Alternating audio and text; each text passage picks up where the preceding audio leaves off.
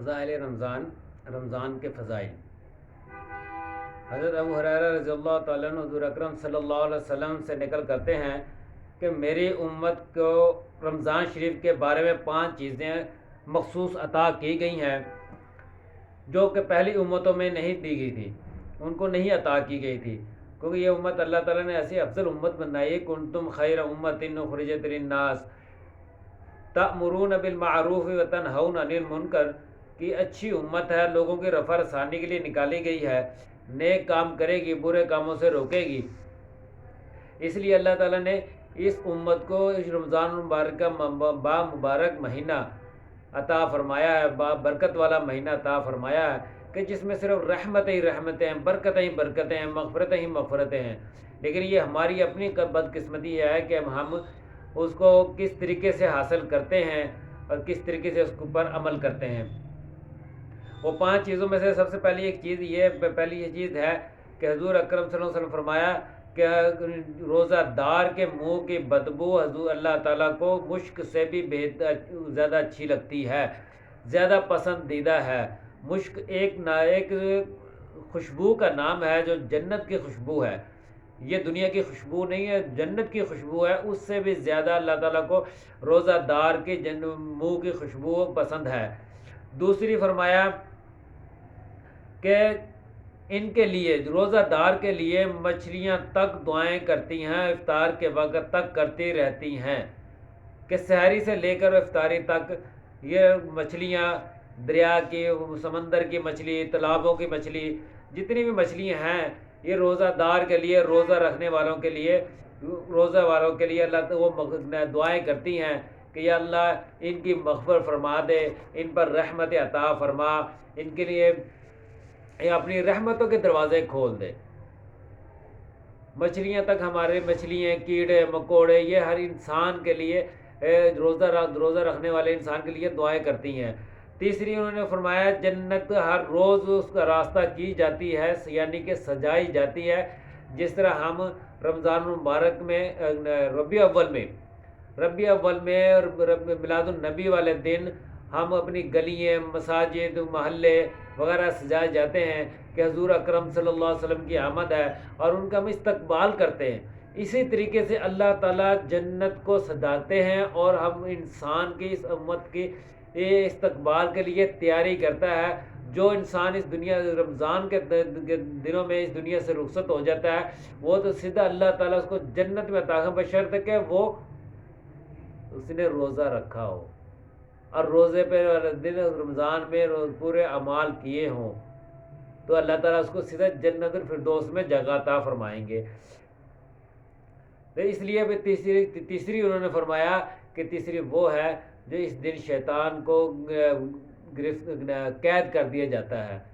تیسری شیطان کو گرفتار باندھ دیا جاتا ہے۔ اللہ تعالیٰ ادھر رمضان شروع ہوتا ہے، چاند نظر آتا ہے، ادھر اس کو اللہ تعالیٰ ان کو گرفتار قید کر لیتے ہیں، زنجیروں سے جگڑ لیتے ہیں، اس کو بیڑیاں وغیرہ ڈال دیتے ہیں تاکہ وہ باہر نکل کے میرے انسانوں کو، جو میرے نبی کے امتی ہیں، مسلمان ہیں، وہ امت محمدیہ کو ورگلائے نہ، اس کو بھٹکائے نہ، سیدھے راستے سے غلط راستے پر نہ لے جائے۔ لیکن اکثر یہ ہوتا ہے کہ بھی لوگ رمضان میں بھی غلط کاریاں کر رہے ہوتے ہیں، لیکن وہ غلط کاریاں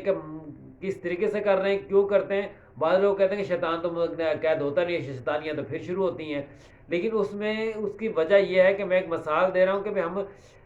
جو بھی انسان اپنی زندگی میں پورا سال، یہ سارا دن 24 گھنٹے میں جو کام کرتا ہے،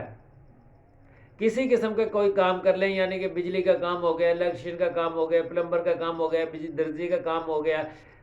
یا کوئی اور مزدوری کر رہا ہوتا ہے، وہ سارا دن مزدوری کر کے رات کو جب گھر آتا ہے تو پھر سوچ میں ہوتا ہے کہ فلانا کام میرا رہ گیا تھا، اب وہ کام میں اس طریقے سے نہیں، ایسے کرنا ہے، تو وہ پھر رات کو ساری رات وہی سوچتا ہے، رات کو خواب میں یہ سوچتا ہے، بھی یہی چیز سوچتا ہے۔ اس لیے جب ہم پورا سال اللہ کی عبادت نہیں کریں گے، رمضان میں روزے نہیں رکھیں گے، قرآن پاک نہیں پڑھیں گے، قرآن پاک کی تلاوت نہیں کریں گے، تو پھر رمضان جو آتا ہے پھر ہمارے ذہنوں میں وہی چیز چل رہی تھی، وہ شیطانیاں ہوتی ہیں، لیکن شیطان نہیں ہوتا، شیطان تو قید ہوتا ہے، لیکن ہم لوگوں میں وہ شیطانیت آ گئی ہوتی ہے، اس لیے ہم اس کو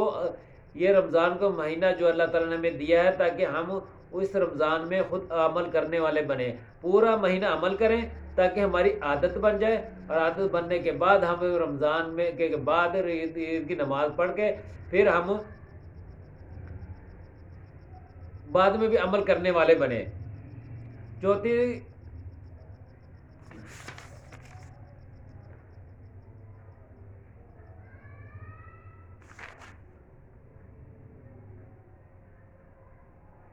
ہے اس کے شیطان، اور پانچویں جو ہے نا اللہ تعالیٰ نے فرمایا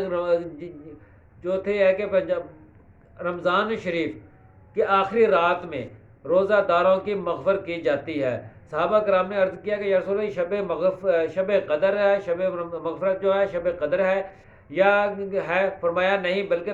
دستور کے مطابق مزدور کو مزدوری کے ختم ہونے سے پہلے اس کی مزدوری عطا کی جائے۔ جیسے انسان ہم سارا دن مزدوری کرتا ہے اور شام کو جب اس کا ٹائم ہو جاتا ہے 5 بجے ختم ہو جاتا ہے، 5 بجے بعد جب وہ اپنے مالک سے یا ٹھیکیدار سے کہتا ہے کہ میری مزدوری دو، پھر خرچہ لے کے گھر جاتا ہے، تو وہ اللہ تعالیٰ اس طرح پورا رمضان وہ روزے رکھتا ہے، اللہ کی عبادت کرتا ہے، قرآن پاک کھول کے پڑھا جاتا ہے، قرآن پاک پڑھتا رہا، نیک عمل کرتا رہا، صدقہ زکوٰۃ خیرات وغیرہ اس نے دیے ہیں، وہ اس کی جتنی اعمال ہیں اللہ تعالیٰ پھر اس کی مزدوری چاند رات کو آخری روزے کو دیتے ہیں۔ آخری روزے سے لے کر افطاری سے لے کر عید کی نماز تک اللہ تعالیٰ ساری اس کی جتنی مزدوری بنتی ہے وہ بھی دیتے ہیں۔ آج کل ہم کیا کرتے ہیں کہ جب چاند رات آتی ہے، ادھر چاند نظر آیا نہیں، ادھر سے ہم نے گھروں سے نکلے نہیں، اور نکل کے گھر بازاروں میں چلے گئے، بازاروں میں جا کے ہم نے اپنی شاپنگیں شروع کر دی، اپنی تیاری شروع کر دی، اور دوسری لغویات میں شروع ہو جاتے ہیں، اور دوسرے کاموں میں شروع ہو جاتے ہیں۔ ہمارے پورے رمضان کی ساری نیکیاں وہ اس وقت ایسے پانی پھیر دیتے ہیں جیسے ہم نے کہا ہی کچھ نہیں ہے۔ تو لہٰذا چاند رات والے دن سے پہلے اپنی تیاری کریں، اس سے پہلے جتنی اپنی عید کی تیاری ہے وہ تیاری مکمل کریں، تاکہ رمضان ختم ہو اور ہم گھر میں بیٹھ کے گھر کے اندر ہی رہیں، مساجد میں جائیں اور عید کی نماز پڑھ کے پھر ہم کچھ کرنے والے بنیں، تاکہ عید کی نماز پڑھنے کے بعد ہمیں اللہ تعالیٰ ہمارا جو اجر ہے، جو ہماری نیکی ہے، ہمیں جو رحمت اللہ تعالیٰ ہمیں دینی ہے، اور جو اللہ تعالیٰ نے ہمیں مزدوری دینی ہے اس کو ہم سمیٹ لیں، حاصل کر لیں۔ اگر ہم اس بازار میں چلے گئے یا دوسری لغویات میں چلے گئے،